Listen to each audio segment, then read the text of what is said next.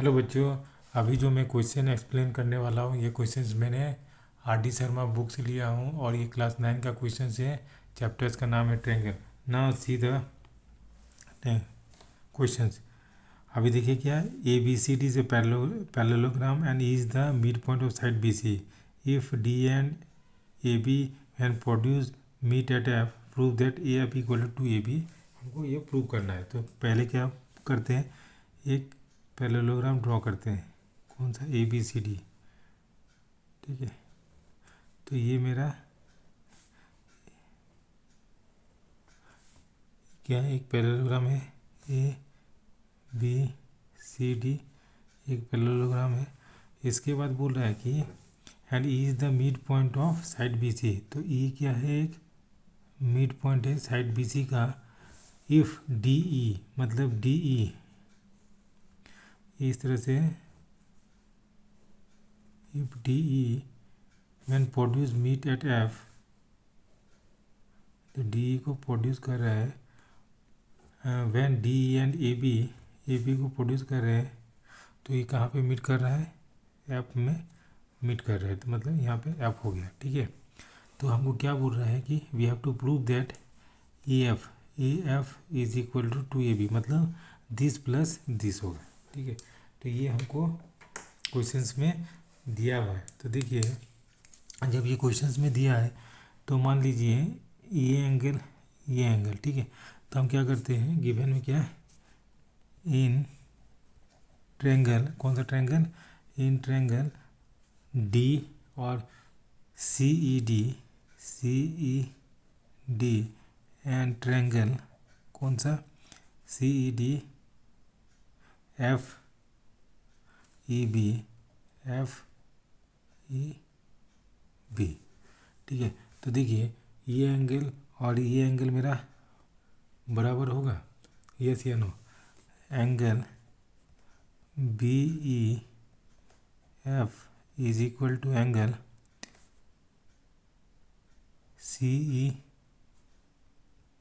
D लिखेंगे। कौन सा? वर्टिकली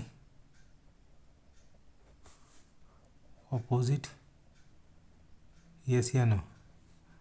अब इस ट्रायंगल में B E is equal to E C given दिया हुआ है, यस या नो?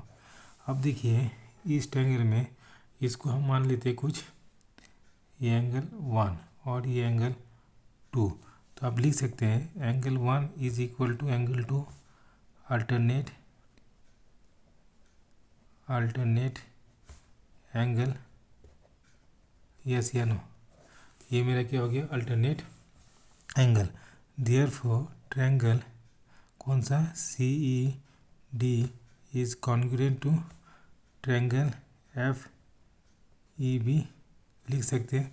तो जब ये दोनों ट्रायंगल कॉन्ग्रुएंट है तो हम क्या लिख सकते हैं, ये जब ये दोनों ट्रायंगल है हम ये कॉन्ग्रुएंट है, तो हम ये लिख सकते हैं बी क्या कि कॉन्ग्रुएंट है किसके हैं? By S A angle side angle criteria थे, यस या नो? तो इसका मतलब क्या हो गया मेरा? D C is equal to B F लिख सकते हैं सी पी सी टी के बेसिस पे, यस या नो? तो देखिए, अब क्या किया, ये और ये मेरा इक्वल हो गया। तो आपको पता है क्या कि मतलब A B is equal to D C parallelogram है, that is equal to B F, लिख सकते हैं, यस या नो? तो यहाँ पे देखिए, ए एफ को क्या लिख सकते हैं? A F is equal to A B plus B F लिख सकते हैं। तो ए एफ को ए एफ लिखते हैं is equal to A B को हम क्या लिख सकते हैं? A B plus B F को क्या लिख सकते हैं? ए बी लिख सकते हैं, यस या no? Therefore A F is equal to A B.